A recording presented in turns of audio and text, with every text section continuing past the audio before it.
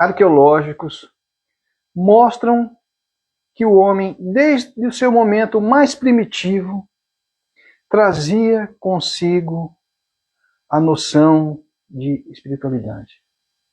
Trazia em si algumas crenças relacionadas à continuidade da vida.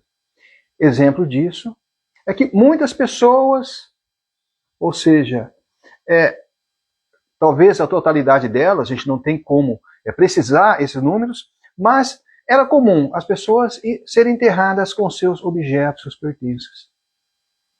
Num período onde esses objetos eram tão escassos, tão difícil de obtenção, qual a lógica das pessoas enterrarem com os mortos esses objetos? A explicação trazida pela arqueologia é de que eles tinham essa crença na vida após a morte. E assim, essa pessoa precisaria desses objetos na vida futura. Era uma crença arcaica, pois imaginar a vida espiritual utilizando-se de objetos materiais mostra que era uma ideia totalmente arcaica. E estou trazendo esse fato histórico para iniciar a nossa fala de hoje, que é sobre a gênese da religiosidade humana. E antes de darmos seguimento, precisamos definir uma coisa: a diferença entre a religiosidade e espiritualidade. São coisas totalmente distintas. E, em geral, as pessoas confundem como sendo uma coisa só. A religiosidade é o caminho para se chegar à espiritualidade. Mas não é um caminho obrigatório. Ou seja, não é uma condição sine qua non. Podemos ter pessoas muito religiosas e sem nenhuma espiritualidade. Exemplo disso é o que aconteceu na Santa Inquisição. As pessoas eram extremamente religiosas, mas não tinha nenhuma espiritualidade. Todo o que foi feito mostra essa falta de espiritualidade nessas pessoas. De outro lado, podemos ter pessoas muito espiritualizadas não pertencendo a nenhuma religião. E é comum a gente ver pessoas que, pela conversa, pelo contato, percebemos que existe uma grande religiosidade, uma grande espiritualidade nessa pessoa, embora não esteja ligado a nenhuma religião. Então é importante a gente definir essas duas coisas. E o nosso objetivo hoje é falar sobre a religiosidade, sobre esse caminho, esse trilhar do homem na seara da religiosidade. Desde os seus conhecimentos mais primitivos e arcaicos até os dias de hoje. E já começamos falando sobre essa noção primitiva da espiritualidade, que era o homem nessa fase mais primitiva da sua vida, já tinha alguma noção de que existia uma vida após a morte. E como veio essa noção? Primeiro, todos nós trazemos dentro de nós essa centelha divina. Isso, ao que parece, é algo aceito em praticamente todas as religiões.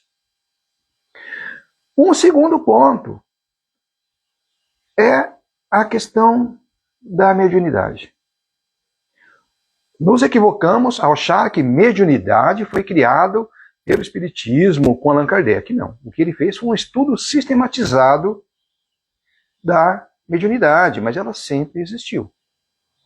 Ela é intrínseca do ser humano. Então, nessa fase mais primitiva, o homem, por processos mediúnicos, ele via, muitas vezes, aquele ente falecido. Qual a lógica? A pessoa faleceu e agora eu vejo ela. Isso mostra para eles, de uma forma bem clara, que a vida continua. Se a pessoa ela não está aqui, mas ela está vivendo em algum lugar. Isso vai formando a ideia de espiritualidade na mente dessas pessoas. E, com o tempo, sem entender esse processo, mas o homem ele vai trilhando esse caminho. Um ponto fundamental, desde o início da humanidade, isso os estudos têm mostrado, as pessoas tinham crença em alguma coisa.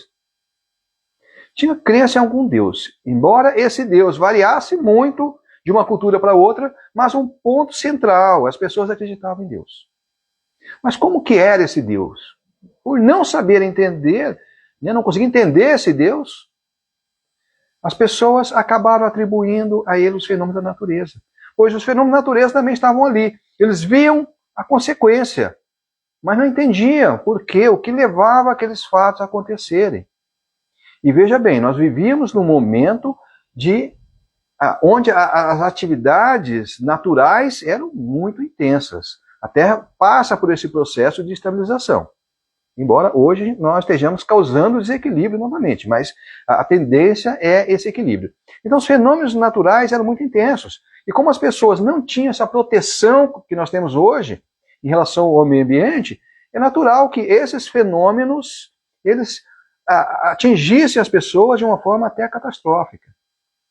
E não entender esse processo passa, no primeiro momento, a atribuir a Deus. Deus é isso. Então, esses fenômenos da natureza passam a constituir os deuses na mente, no imaginário dessas pessoas. E assim, às vezes nós tínhamos fenômenos bons, outros ruins. Às vezes havia uma colheita farta, às vezes tinha uma tempestade que tudo destruía. Então ele vai atribuindo isso à vontade de Deus. Nós temos, quando Deus está irado, ele manda coisas ruins. Quando Deus está satisfeito, ele manda uma boa colheita, ele manda fenômenos bons na natureza.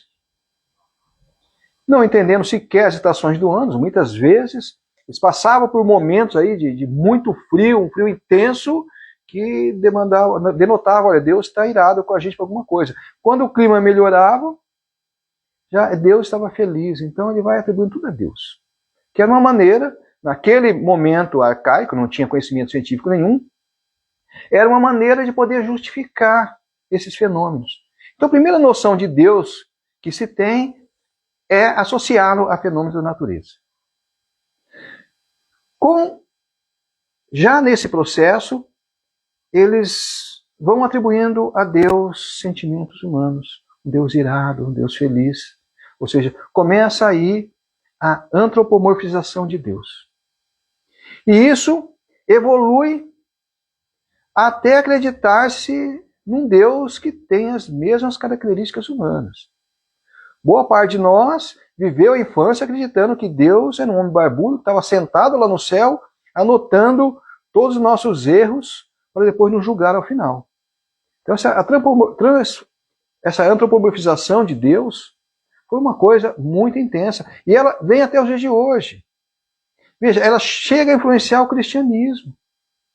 Pois o cristão, em sua grande maioria, acredita que Jesus Cristo é o Deus encarnado, é um Deus. Percebe? Essa ideia desse Deus antropomórfico. Isso nos vem até o dia de hoje, isso surge lá atrás. Bom, nesse momento também, nesse fenômeno da natureza, onde Deus ora estava feliz, ora estava irado, vai surgindo a ideia de querer agradar a Deus. E como agradava-se a Deus? No primeiro momento, levava-se uma parte da colheita e dedicava a Deus. Levava-se nos templos uma parte da colheita. Com o tempo começa a levar animais. Começam a surgir os sacrifícios. Num primeiro momento, sacrifício de animais, até evoluir para sacrifícios humanos.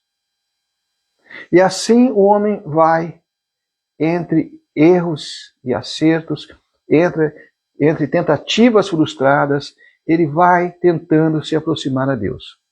Eu estou trazendo tudo isso para mostrar que essa busca de Deus era algo que vem desde esses momentos mais primitivos. Porém, o planeta Terra, ele está aí para seguir a sua jornada. E assim como nós estamos hoje no momento de transição planetária, partindo desse mundo de provas e expiações para o mundo de regeneração, nós tivemos um momento onde a Terra deixa de ser um planeta primitivo para se tornar um planeta de provas e expiações. Então, essa ideia de provas e expiações, que para nós é algo ruim, é algo que a gente quer abandonar, foi a grande evolução num determinado momento. E nesse momento em que a Terra deixa de ser um planeta primitivo e passa a se construir um planeta de provas e expiações, começam a ocorrer as grandes emanações vindas da espiritualidade, que vai nortear completamente o nosso caminho na espiritualidade. O primeiro deles, que nós temos registro, foi Krishna. Não quero dizer que seja necessariamente o primeiro, mas, como dito, o primeiro que nós temos registros. Krishna consegue fazer uma grande transmutação no aspecto religioso. Transforma o brahmanismo, que existia na Índia, em hinduísmo. A partir de Krishna surge o hinduísmo. Já o brahmanismo em si já trazia alguns conceitos bastante avançados, como a reencarnação, o karma, samsara, dharma e outros. Que para muitas pessoas agora isso é novidade ainda, mas isso já foi falado lá atrás. Já foi trazido pelo brahmanismo. E é a mais antiga religião conhecida. Seus principais deuses foram Brahma, Shiva, Vishnu e Ganesha. Lembra que estamos diante de uma religião politeísta. Ficou bem claro. As suas principais escrituras sagradas são os Vedas, a Ramayana e o Mahabharata. Aliás, o Mahabharata é um livro bastante polêmico. Se nós lemos ele hoje à luz do que estava acontecendo naquela época, a gente vê que é uma mudança sem precedentes na história da humanidade. Mas Krishna vem e, como eu disse, ele transmuta o brahmanismo em hinduísmo. E o livro sagrado que ele traz é o Bhagavad Gita. Vale a pena ler. Bhagavad Gita quer dizer canto do Senhor, numa tradução literal. E ele mostra a história de uma guerra. Numa leitura desatenta, podemos até imaginar que era uma guerra de fato que estava acontecendo, mas não, ele relata essa guerra interior que se passa dentro de cada um de nós, onde nós estamos brigando com o bem e o mal. É uma guerra constante do bem e o mal que se passa dentro de cada um de nós. É um livro fantástico que vale a pena ler. E quem já ouviu a música Gita, do Raul Seixas, ela foi totalmente inspirada no Bhagavad Gita. E, aliás, o próprio texto da música foi extraído do Bhagavad Gita, com pequenas alterações, mas a essência da música foi extraída desse livro. Bom, aí nós tivemos então Krishna, que ele veio aí uns 3 séculos antes de, uns 3.000 anos antes de Cristo, e consegue assim estabelecer uma mudança já de paradigmas na história religiosa da humanidade. 30 séculos depois, ou seja, em torno de 3.000 anos, vem Cristo, que para nós é visto, né, para nós na nossa visão cristã, é vista como sendo o princípio da religião, como sendo o marco inicial. Mas nós temos toda uma história que antecede a ele. Então Krishna, como eu disse, faz essa transição e ele constitui assim, o primeiro profeta, vamos chamar assim, que vem. Alguém que vem realmente em nome de Deus trazer luz à humanidade. 1000 anos depois, na Mesopotâmia, vem Abraão. E Abraão prega a ideia de unicidade com Deus. E essa ideia se completa com Moisés, que vem 500 anos depois. E notem que a gente vai tendo, assim, de um período que varia em torno de 500 a 1000 anos, a gente recebe um novo enviado. Porque Deus sempre vem amparando a humanidade, mandando de tempos em tempos pessoas iluminadas para trazer novas ideias a esse mundo. E em diferentes regiões. Com Moisés, veio a ideia de amor e a unicidade e também o conceito de justiça. Embora a justiça trazida por Moisés seja bastante draconiana, vamos dizer assim, a lei mosaica, de onde vem aquela famosa expressão olho por olho, dente por dente. Ou seja, a ideia de justiça trazida por ele mais se assemelha a uma vingança do que uma justiça amparada no amor. Mas isso era necessário frente ao povo daquela época, vivendo naquele momento com pessoas bastante rudes. Era necessário que ele trouxesse a ideia de um Deus vingativo, de um Deus que estava ali pronto a punir. Pois o amor, ainda incipiente na mente das pessoas, era incapaz de uni-los. E foi necessário o temor. Daí vem aquela ideia desse Deus vingativo que, infelizmente, nós não conseguimos abandonar ainda hoje. Tantos enviados vieram depois de Moisés, mas nós estamos presos ainda a essa crença. 500 anos depois, na Pérsia, vem Zoroastro, também chamado de Zaratustra. E ele traz uma inovação na ideia da espiritualidade, que é o senso de moral. Veja, até então, nós tínhamos antes dele Moisés, que não trabalhou essa questão de moral. Trouxe até uma questão de justiça, mas uma justiça baseada mais na vingança do que no amor. E Zoroastro vem com essa ideia de senso moral. 560 anos antes de Cristo, vem na Índia Siddhartha Gautama, ou Sakyamuni, que nós conhecemos como Buda. Buda, veja, ele surge na Índia também, que era o berço do hinduísmo. Então ele já tem essas ideias relacionadas à reencarnação, Dharma, Karma e outros. Essa ideia já está formatada nessa cultura. E ele, com base em tudo isso que se vivia, ele reforça a ideia da reencarnação e a lei de causa e efeito. Buda também vale a pena ser estudado. Ele traz uns conceitos muito bons. E foi importante porque ele trouxe esses conceitos da Índia, fazendo chegar à China, e com a invasão do Japão pela China, o budismo chega também ao Japão. E é normal a gente achar até que o budismo é de origem japonesa. A maioria das pessoas acreditam, não, Buda é do Japão. Não. Buda começou na Índia, ele leva essas ideias para a China e com a invasão chinesa no Japão, ele leva também o budismo. Os ensinamentos trazidos por Buda conduzem o indivíduo à introspecção, que era um conceito hinduísta, e ao autoconhecimento. E é muito forte a ideia da renúncia. Essa ideia da mudança interior é tão forte que quando a gente estuda hoje a população tibetana, a gente imagina aquele povo em paz, tranquilo, um povo zen. E de fato isso é verdade. Mas a população tibetana foi um dos povos mais sanguinários da história da humanidade. Um povo extremamente vingativo.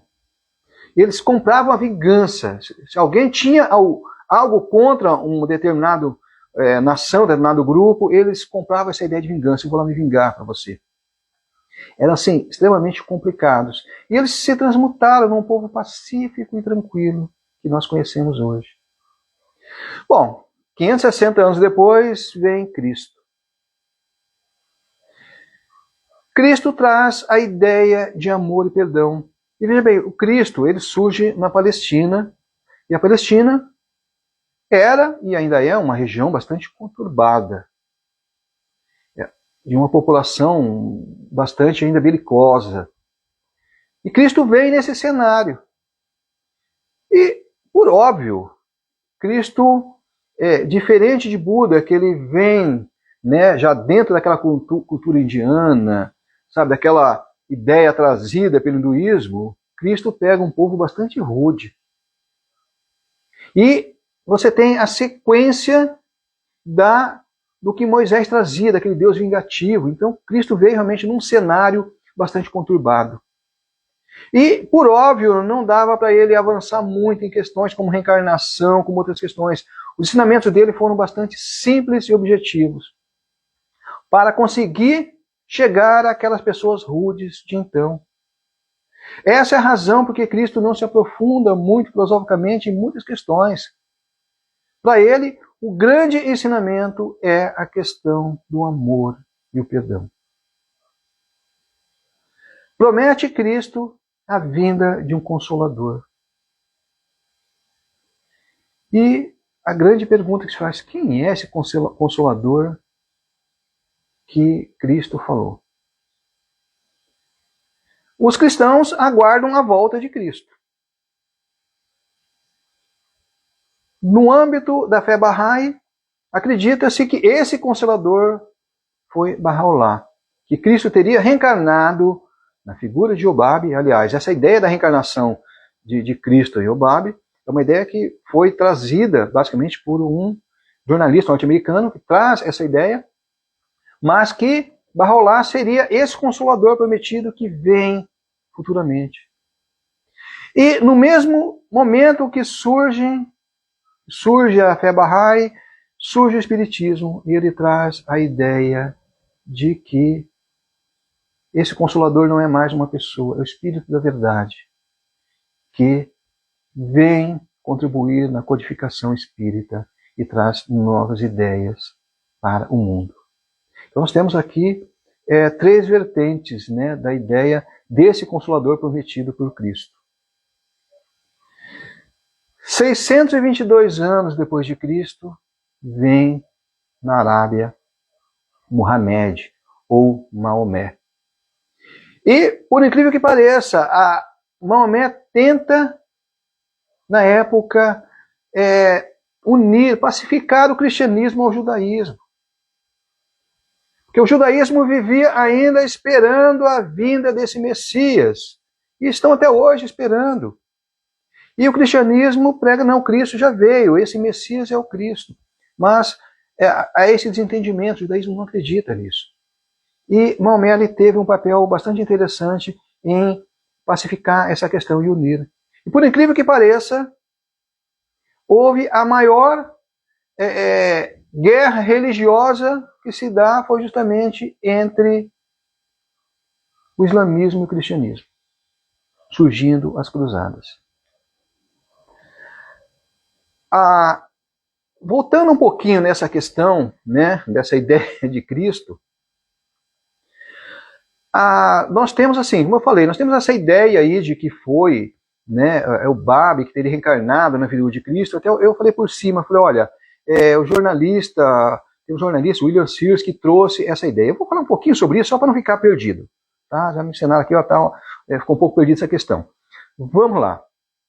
No início do século XIX, nós tivemos uma inquietação muito grande, que depois ficou conhecido como o caso do milênio esquecido, que falava da volta de Cristo. Acreditava-se que nesse período Cristo voltaria. Uma série de fatores, né, fez com que as pessoas acreditassem nessa volta de Cristo. E William Sears, ele lança o livro O Ladrão na Noite. E nesse livro, O Ladrão na Noite, ele diz que todos os sinais da volta de Cristo teriam se cumprido.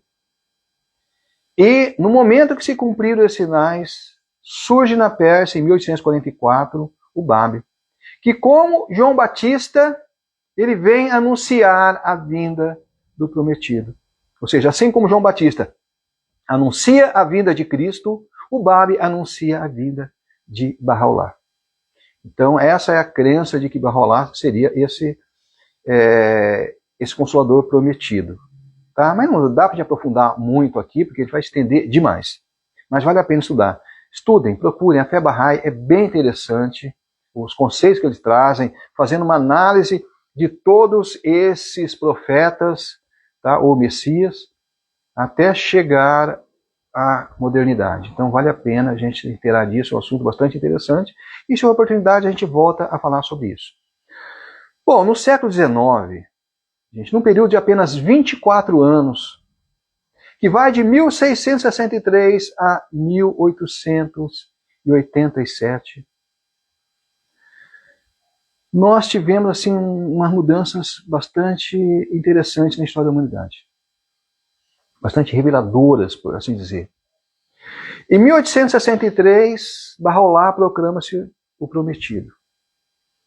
Cria-se então a fé Bahá'í. E ela vem com alguns pressupostos, como unidade espiritual da humanidade e a necessidade de um governo mundial.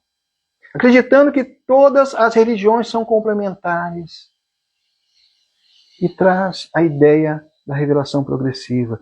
Ou seja, de que Deus vai mandando esses profetas ou esses messias de tempo em tempo, e cada um vai agregando um pouco mais de conhecimento, pois o conhecimento era adequado àquela época, àquele momento que vivia a humanidade. Então, na época de Krishna, por exemplo, não adiantava trazer todo o acabouço de conhecimento que as pessoas não iam entender. Então, eles vão trazendo aos poucos esse conhecimento. A fé Bahá'í teve um papel fundamental de destaque na fundação da ONU. E traz ideias como a construção da paz, a defesa dos direitos humanos, a defesa dos direitos das mulheres, a educação, saúde e o desenvolvimento sustentável. E tudo isso, para o meio religioso, é uma novidade.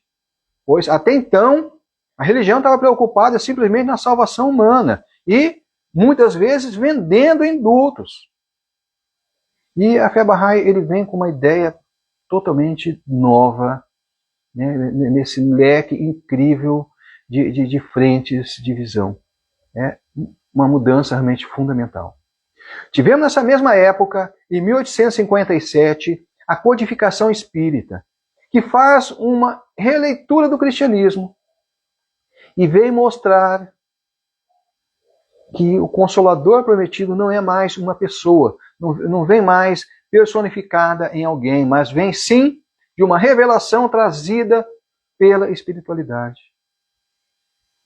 que é o Espírito da Verdade. O Espiritismo, ele acaba rompendo com essa lacuna que foi criada pelo cristianismo, que é essa barreira entre a ciência e a religião. Pois durante a Idade Média, durante a Santa Inquisição, a ciência foi praticamente endemonizada em nosso planeta. E criou-se essa lacuna indesejável, pois ficava complicado. Eu acredito na ciência, eu acredito em Deus. E o cristianismo, ele, com essa ideia de fé raciocinada, ele acaba com essa lacuna entre a ciência e a religião. Em 1887, o polonês Ludwig Lazar Zamenhof cria o Esperanto.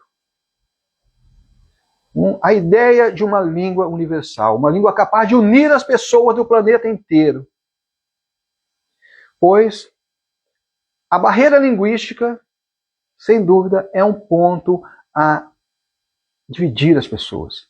E ele cria essa ideia dessa língua universal, que ainda é pouco difundida, mas fontes espirituais trazem que essa língua é bastante estudada na espiritualidade. A Federação Espírita Brasileira traz praticamente todo o seu material, ela traz em Esperanto também. Então mostra essa ligação da espiritualidade com a esperança, na ideia de ser uma língua universal, mas não uma língua universal imposta por questões econômicas, imposta por questões políticas, como nós temos hoje. Hoje nós temos o inglês como sendo uma língua universal por questões que vem desde o período do Império Britânico, quando a Inglaterra dominava o mundo, vem espalhando essa cultura. Depois nós tivemos o Império Norte-Americano chancelando isso. O Esperanto ele vem nessa ideia, não, é uma língua, foi criada em laboratório, tá? Então não é uma língua que existia, que originária de um grupo qualquer, ele vem da base de algumas línguas, como o latim, o espanhol e outras, mas ele foi criado justamente para que seja uma língua universal, para a gente poder unir as pessoas. Bom, um ponto fundamental também, que vale a pena colocar, é assim, um ponto em comum entre a fé Bahá'í e o Espiritismo é a abolição dos rituais e a livre investigação da verdade. São duas linhas religiosas em que prega-se isso. Vamos pesquisar, vamos estudar e acabar com rituais, com dogmas, que isso normalmente não leva a nada. Precisamos buscar o conhecimento de fato. Em 1930 surge no Japão Masaharu Taniguchi, que criou o movimento Seicho-no-ie, que se tornou uma religião. Ela tem alguns pressupostos bastante interessantes, como a valorização de todas as formas de vida, o respeito ao próximo, a gratidão aos pais, culto aos ancestrais, crença na reencarnação, lei da atração, o estímulo ao aperfeiçoamento, o cuidado ambiental. A Seicho-no-ie ensina que o homem é filho de Deus e que a matéria é uma projeção da mente, ou seja, a essência nossa é espiritual. E está hoje presente em aproximadamente 40 países, e o Brasil foi fundamental para isso, porque quando chegou aqui no Brasil, por conta da migração japonesa, encontrou aqui um terreno fértil, e o Brasil, aliás, é um terreno fértil para todas as religiões, né? Diga-se de passagem. Mas no caso da Seicho-no-ie foi fundamental, porque a partir daqui começaram a ser traduzidos os livros. Como nós tínhamos pessoas de diferentes países aqui dentro, imigrantes de diferentes países, os livros começaram a ser traduzidos para diferentes línguas. Isso é uma coisa bastante interessante. A Seicho-no-ie, ela tem um conhecimento baseado no budismo, shintoísmo e cristianismo. E deixando assim bem claro a ideia de que não existe esse sectarismo religioso. E por que eu estou trazendo aqui? Ela, como eu falei, ela não é muito expressiva, pouco conhecida, inclusive no Brasil, mas é uma ideia interessante, essa ideia de acabar com o sectarismo religioso. A partir do momento que ela une budismo, shintoísmo, cristianismo, ela vai mostrando que olha, nós somos um. Não precisa ter barreira, nós podemos romper isso. Maomé, como eu disse, ele buscava acabar com essa barreira também entre o judaísmo e o cristianismo. O espiritismo vem e prega o respeito a todas as religiões. A fé Bahá'í tem como grande pilar a revelação progressiva, que visa também mostrar todas as religiões num único cenário da evolução humana. Como todas as religiões que surgiram, são etapas do nosso aprendizado religioso. Assim como, quando nós entramos na escola, começamos lá na pré-escola, até a gente atingir a nossa maturidade, pensarmos nessa ideia de escolaridade, esses enviados, eles vão assim também trazendo esse conhecimento adequado à sua época. Então a ideia de que nós somos um. Isso mostra uma tendência moderna de que não devemos estar pautado em sectarismo religioso, mas no respeito a todas as religiões. Então é marcante essa tendência de que nós precisamos nos unir, independente de qual seja a nossa religião. Temos que respeitar mutuamente. De ver a religião não como sendo a salvação da humanidade, não vendo a religião como sendo um caminho necessário para a nossa evolução. Não, nós estamos aqui para evoluir espiritualmente. O que importa é a nossa reforma íntima. Cada religião é um caminho. Mas eu posso chegar a um objetivo sem um caminho? Posso. Imagina que nós estamos aqui numa sociedade mais arcaica, onde são raras as rodovias que nós temos as cidades, matas espalhadas a todo lado e a cidade entre essas matas, encravada essas matas. Ora, se existe um caminho entre uma cidade e outra, caminho aberto, mas eu posso ir para o meio da mata? Eu posso. Vou chegar? Vou. Vai demorar mais para eu chegar? Talvez sim, talvez não. Talvez eu vá aqui trilhando, abrindo mata no peito, criando trilhas e eu posso chegar mais rápido. Então a gente tem que ver a religião como sendo esse caminho. Tá? Eu não vejo a religião como a espiritualidade em si, não é o caminho para ela. A fé Bahá'í traz um conceito que é bastante interessante, que é a unidade na diversidade. A gente se unir apesar dessa diversidade que existe. O que isso tudo mostra? Que para conseguir a paz mundial não se faz necessário que a humanidade se filie a uma única corrente religiosa, pois podemos construir um mundo em paz em sua multiplicidade de religiões, desde que haja respeito. E a proposta é trazer como as principais vertentes da construção da religiosidade em nosso planeta esse respeito e o conhecimento trazido por cada um desses enviados que vieram de tempo em tempo. Bom, muitas linhas religiosas, eu falei aqui de algumas religiões, óbvio que seria impossível falar de todas elas, né, porque existe uma diversidade muito grande, a gente pega essas tendências principais. Então nós temos aí o xamanismo, religiões africanas, indígenas, entre outras, que também tem uma contribuição muito grande. E acredita-se que a maior codificação religiosa da humanidade se perdeu. Nós tivemos aqui na América os astecas, maias e incas, que são uma incógnita para nós. Infelizmente, com a dominação espanhola, destruíram-se praticamente tudo que se tinha, registros e tudo. Mas uma coisa que se sabe é que tinha realmente códigos religiosos bastante complexos, mas que infelizmente, dado a intolerância humana, não chegou até nós. Bom, gente, eu vou encerrar por aqui para não ficar muito longo. A ideia foi trazer, né, uma mensagem que nós podemos viver em paz, independente da religião que cada um professe. E acabar com essa ideia de que nós temos que levar a nossa religião para o mundo inteiro. E, infelizmente, os cristãos ainda estão nessa ideia, que é lamentável. Nós tivemos as maiores atrocidades do nosso planeta em cima dessa intolerância religiosa.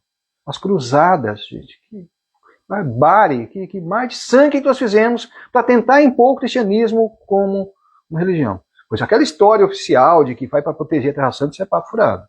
Nós sabemos que era uma guerra que se travou entre o cristianismo e o islamismo. O islamismo avançava no mundo, ou seja, surgiu. Depois do Cristo é natural que ela começa a ser uma movimento de expansão, e isso preocupa os cristãos e vão na ofensiva. E o que nós estamos vendo hoje lá, a intolerância com os cristãos, na verdade, é o reflexo do que nós fizemos no passado. Se eles estão, Maomé veio 622 anos depois de Cristo. Se nós retroagirmos a nossa história 622 anos, imagine o que nós estávamos fazendo. Então nós estávamos aí nessa intolerância também, matando em nome da religião, matando em nome de Deus, matando em nome de Cristo. São esses equívocos que nós precisamos banir da nossa mente. Mas, infelizmente, muitas pessoas ainda acham que nós temos que impor a nossa visão religiosa sobre o planeta. E aí nós estamos reacendendo as chamas das cruzadas. E que possamos refletir nossas posturas, que possamos dar a cada religião o respeito necessário. Refletamos e que possamos, assim, criar uma cultura da paz. Muito obrigado a todos pela paciência.